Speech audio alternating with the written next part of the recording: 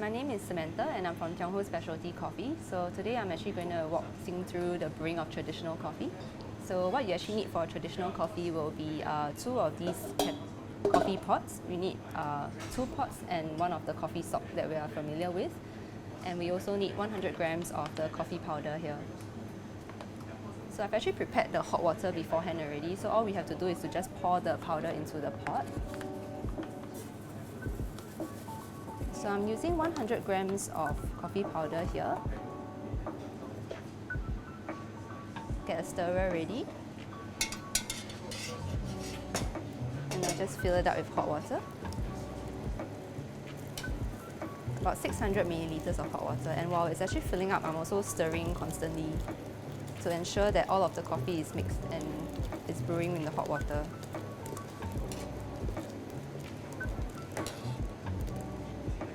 After this is done, I'll actually just set it aside for 1 minute.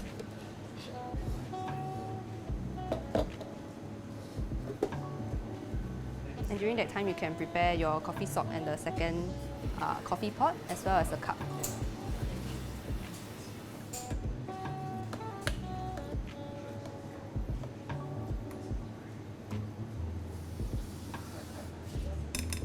Once that's done, you can take away the stirrer.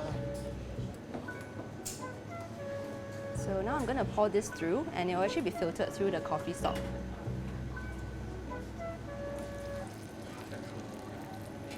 So I'll pour a bit at a time. Sorry? Oh, okay, sure. You can give it a try also. Which is your master hand? Right hand, so I think you hold it here. Just careful, the sides are hot. Yeah.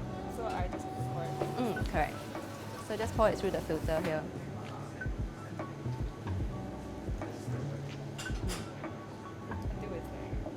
Correct, yeah. So the brewing is actually continuing also as you're swirling it. Yeah, so that lengthens the brew.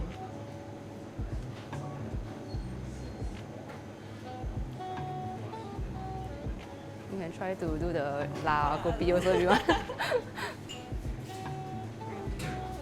Yeah, nice. You can just pour finish all the way. Nice. Okay. So that's actually done and it's actually filtered already because the stock is already inside. So what we have here is actually the coffee concentrate that they use to make everything. So let's say we're doing a kopi O today. So kopi O, actually you can just fill up the cup with 4 parts of the coffee and then 1 part of hot water. So do you want to pour it as well? 4 parts. So roughly about maybe up to here with the coffee and then can top up with hot water.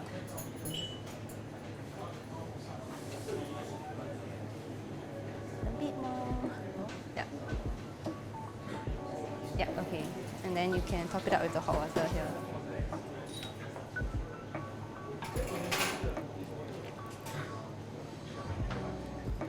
Yep. So that will be the traditional kopi O. Yeah. So you can actually tweak the amount of coffee to water as much as you want. If you find it too thick, then you can add less coffee, more water. Yeah.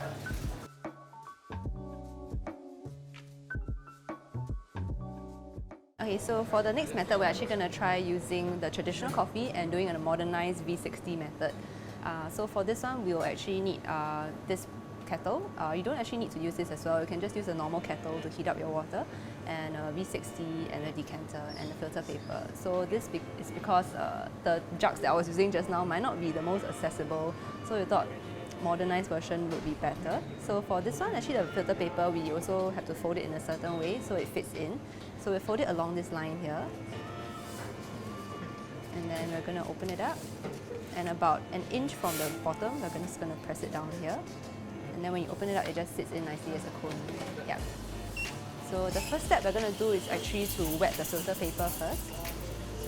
So using hot water, we're actually going to just drizzle some water on. Just to fully flush the paper and to remove any of the paper smell if there is. And this also heats up the decanter at the bottom. So once it's done, you can just pour away the water. So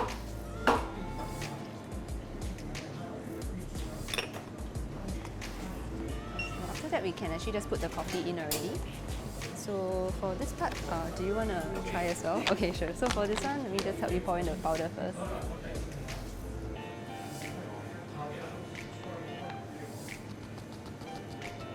So using about 15 grams of the coffee, just shake it a bit just to flatten it. Alright, so for this one we actually have a timed scale. If you don't have a timed scale, just a normal kitchen scale, it's fine also. Then just use the handphone, the timer if you need to. Yeah. So what you actually need to do is to pour in the coffee from the center and then go in clockwise concentric circles. Okay, so you actually pour about 30 grams and then just let it sit for about 30 seconds. Okay. Yeah, correct. I'll help you start the timer when you start pouring. Okay. So just slow stream in the center. Yeah. And stop. Alright. This is what we call the blooming stage or the pre-infusion. So during this stage, actually, the water is actually wetting all the coffee grounds, and the coffee ground is releasing a lot of gases. So these gases, when you are brewing, it can interfere with the brewing because it's like bubbling away. So yeah, usually we actually let it pre-infuse, so the coffee is more easily extractable after that. Yeah. So once 30 seconds, you can actually start pouring again. So you can pour all the way until about 200 grams, slowly. So try to go back into the center also, because center is where the coffee ground is the thickest.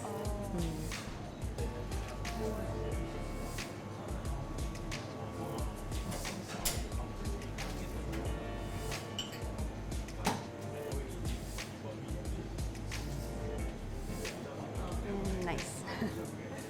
Okay, so now we actually just wait and let it just drain all the way. If you prefer something less thick or something not so strong, you can actually pour all the way to 250 or so. That wouldn't like overflow? No, it won't. No. Yeah, as long as you control your pouring rate.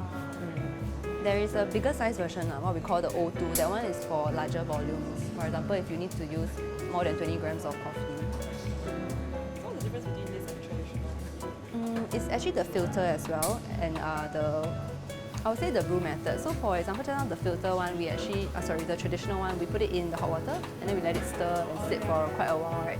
So that one, there's quite a bit of immersion going on. So it's just soaked in water, whereas this one is actually just flowing and flowing, which is why we have to pour quite a bit slower. So there's time for the water to extract from the coffee grounds. I would say in terms of the result of the coffee, this one will be a lot cleaner because it's a paper filter. It will filter out all the oils in the coffee. Yeah. Whereas that one is a cloth filter, so quite a bit of oil still goes through. So the coffee will come out a bit richer and thicker. But this one will give you a cleaner taste. Yeah. So when that's done dripping, you can actually just remove this.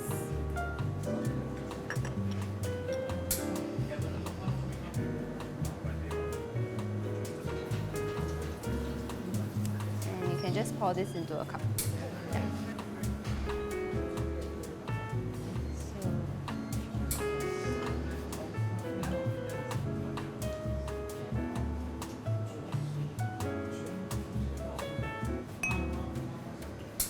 So this is traditional in a V60. Yeah. The final method is actually a lot simpler in that sense. There's a lot less equipment that you need, which is the drip bag method. Same thing, you need hot water, so it doesn't have to be this kettle. Once again, it can just be a usual kettle and a cup basically. So we've got the drip bag here. So you just have to tear open the drip bag. The amount inside here is actually the same as just now, 15 grams, and then just hang it on the cup. Once you put the drip bag in, it's very simple. You just need to actually replicate what you did just now with the V60 in the drip bag. Yeah, so you can actually try. The water's ready already. So center. Correct. So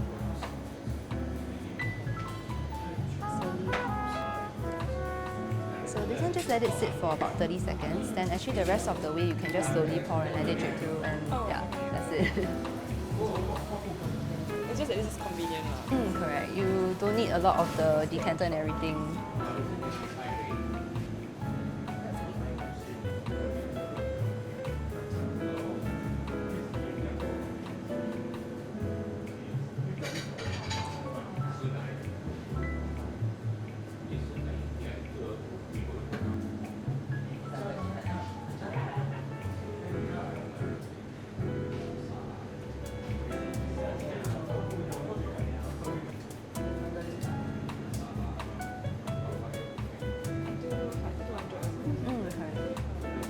want something a bit thicker, you can pour a bit less also, maybe 150 or so can.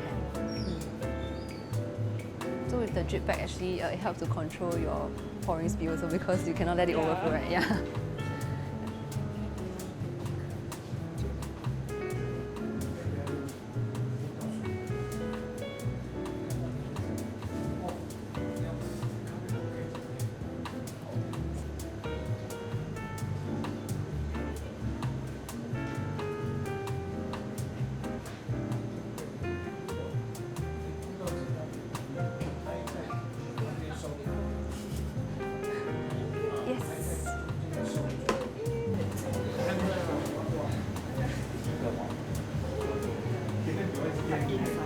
As in, because that's just like a dustbin.